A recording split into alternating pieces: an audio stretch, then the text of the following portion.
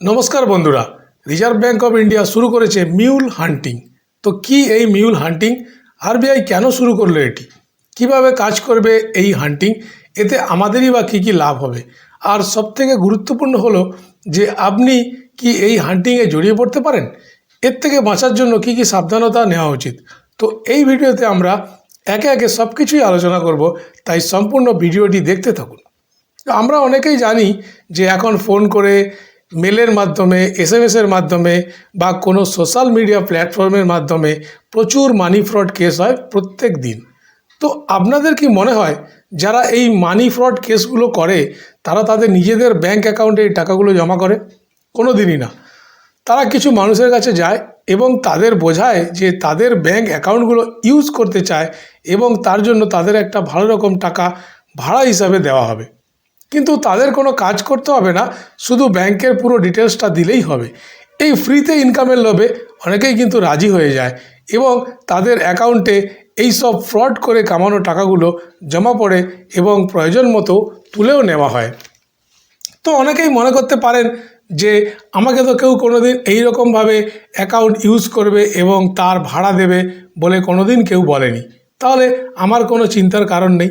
তাদের বলে রাখি, আপনি হয়তো ডাইরেক্ট এইভাবে যুক্ত হলেন না, কিন্তু ইনডাইরেক্টভাবে বা ঘুর পথে যুক্ত হয়ে যেতে পারেন এই হান্টিং সিস্টেমের মধ্যে। কিভাবে সেটা পরে বলছি, আগে মিউল হান্টিং ব্যাপারটা ভালো করে বুঝে নিন, তাহলে আপনারই সুবিধা হবে।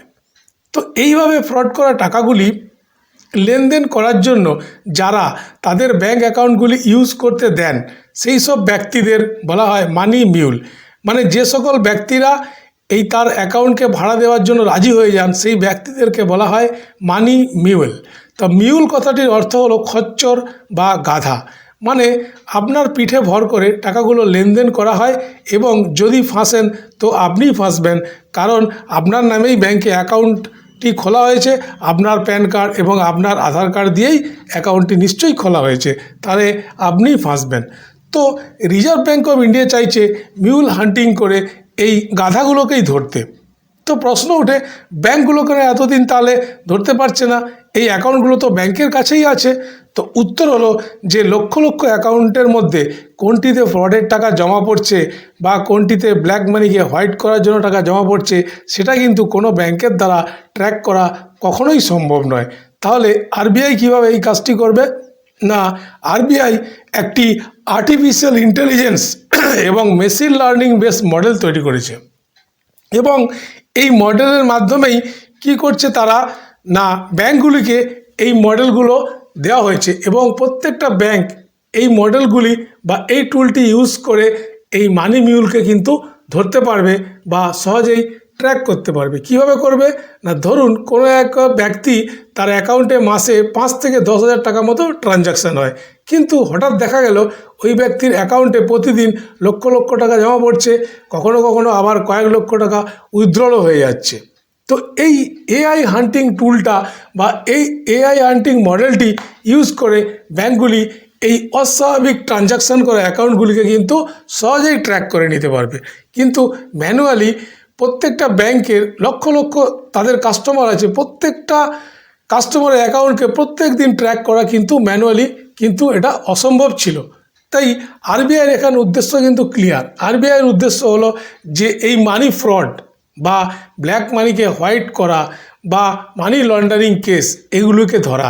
এই মানি মিউল অ্যাকাউন্টগুলোকে যদি ধরা যায় তাহলে এই ধরনের কার্যকলাপগুলো কিন্তু বন্ধ করা যাবে, কারণ এই মানি মিউলকে দিয়েই কিন্তু এই সব ধরনের কাজগুলি করিয়ে নেওয়া হয়। তো আমরা কিন্তু দেখে থাকি আমাদের আশেপাশে কিছু কিছু লোকজন আছেন, তাদের প্রচুর প্রচুর টাকা আছে এবং আমরা বুঝতেও পারি যে ওদের কাছে প্রচুর টাকা আছে, কিন্তু ইনকাম ট্যাক্স বা ইডি এদের কোনোদিন ধরতে পারে না, কারণ তাদের একটি বা দুটি নয় অনেকগুলি মানি মিউল পোষা আছে, সেই জন্য তাদেরকে কিন্তু সহজেই ধরা যায় না। এইবার আসছি যে আপনি নিজের অজান্তেই কীভাবে মানি মিউল হয়ে যেতে পারেন এবং রিজার্ভ ব্যাংকের এই মিউল হান্টিংয়ের মধ্যে আপনি পড়ে যেতে পারেন। তো ধরুন আপনার কোনো বন্ধু বা রিলেটিভ আপনাকে বলল যে তার অ্যাকাউন্টে কিছু টাকা আসার কথা, কিন্তু কিছু একটা প্রবলেমের জন্য আসছে না, তো আপনার অ্যাকাউন্টে ওই টাকাটা কিছুদিনের জন্য জমা রাখতে হবে এবং তারপরে ওই টাকাটা ও আবার ফেরত নিয়ে নিতে পারে ওর অ্যাকাউন্টে, বা অন্য কোনো অ্যাকাউন্টের নাম্বারে ওটা পাঠিয়ে দিতে হবে। বা এরকমও হয়তো আপনাকে বলতে পারে যে কোনো একটি অ্যাপ ডাউনলোড করে তাতে আপনার অ্যাকাউন্ট নাম্বারটা লিঙ্ক করতে হবে এবং সেখানে 100 বা 200 টাকা জমা করার পরে সেখানে লুডো বা কার্ড বা চেস খেলা যাবে এবং এই খেলাতে জিতলে আপনি প্রচুর কিন্তু টাকা কামাতে পারবেন। আর দেখা যাবে যে প্রত্যেক দিন খেলাতে শুধু আপনিই জিতে যাচ্ছেন, ফলে কী হবে, আপনার ওই অ্যাপে অনেক টাকা জমা হয়ে যাবে। এরপরে বলা হবে ওই অ্যাপের মাধ্যমে কোথাও একটা ইনভেস্ট করতে বলা হবে, যেখানে কিন্তু 1 মাসে টাকা ডবল। তো আপনি অবশ্যই ইনভেস্ট করবেন, কারণ টাকাগুলো তো আপনি ফ্রিতে কামিয়েছেন। তারপরে দেখবেন কিছুদিন পরে সব টাকা গায়েব। তো এই রকম আরও নতুন নতুন পন্থা হতে পারে যা আপনি কোনোদিন কল্পনাও করতে পারবেন না। আপনাকে ইনডাইরেক্টলি এইভাবে মানি মিউলের মধ্যে কিন্তু জড়িয়ে নেওয়া হয়ে যেতে পারে। তো এই সব ক্ষেত্রে আসল ব্যাপারটি কী হলো, আসল একটা ব্যাপার আছে, সেটা হলো ওই আপনার বন্ধু বা রিলেটিভ ছিল কিন্তু একজন মানি মিউল, এবং তাকে বলা হয়েছিল যে আরও কয়েকটি এরকম মানি মিউল বানিয়ে দিতে, যাতে সে আরও বেশি করে কমিশন পাবে। কিন্তু আপনি তো আপনার বন্ধু বা রিলেটিভকে অনেক দিন ধরে চেনেন, সে কি কাজ করে জানেন, সে কোথায় থাকে সবই জানেন, তাই কি আপনি কি করলেন না, ওদেরকে সহজেই বিশ্বাস করে নেবেন এবং আপনি এই মানি মিউলের ফাঁদে কিন্তু পা দিয়ে দেবেন।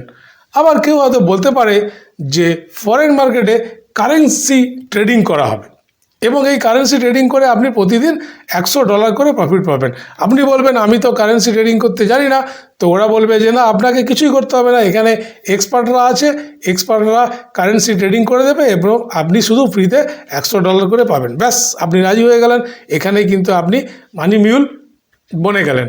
কারণ আপনাকে যদি কেউ ডাইরেক্টলি বলতো যে আপনার অ্যাকাউন্টে কিছু টাকা জমা রাখবো এবং তারপরে কিছুদিন পরে ওই অ্যাকাউন্ট থেকে টাকাটা আবার নিয়ে নেব এবং তার জন্য আপনাকে কিছু ভাড়া দেওয়া হবে, তখন আপনি বুঝে যেতেন যে আমাকে বোকা বানাচ্ছে, আমাকে মানি মিউল করছে।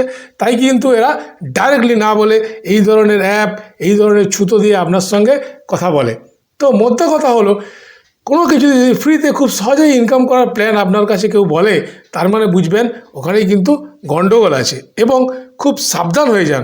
কিন্তু এই মানি মিউল হয়ে ধরা পড়লে কিন্তু ক্রিমিনাল চার্জ দেওয়া হয়, ফলে আপনার জেল ও জরিমানা দুটোই কিন্তু হতে পারে এবং আপনার নামে একটি ক্রিমিনাল রেকর্ড থেকে যাবে, যার ফলে কোথাও যদি আপনার চাকরি পেতে অসুবিধা হবে বা যদি আপনি কোথাও চাকরি অলরেডি করেন, সেখান চাকরি বাঁচানোর ক্ষেত্রেও কিন্তু আপনার অসুবিধা হবে। তো আপনি গুগল ক্রোমে গিয়ে যদি টাইপ করেন mulehunter.ai, তাহলে কিন্তু আপনি একটা ওয়েবসাইট পাবেন, যেখানে গিয়ে আপনি এই ব্যাপারটা কিন্তু বিস্তারিত জানতে পারবেন। আর এই ওয়েবসাইটটি বানিয়েছে আরবিআইয়ের ইনোভেশন হাব। এই ইনোভেশন হাব সেকশনটা কি না, এই ইনোভেশন হাব সেকশনটা হচ্ছে আরবিআইয়ের একটা টেকনিক্যাল বা আইটি সেকশন। এই সেকশন থেকেই এই টুলটি বানানো হয়েছে।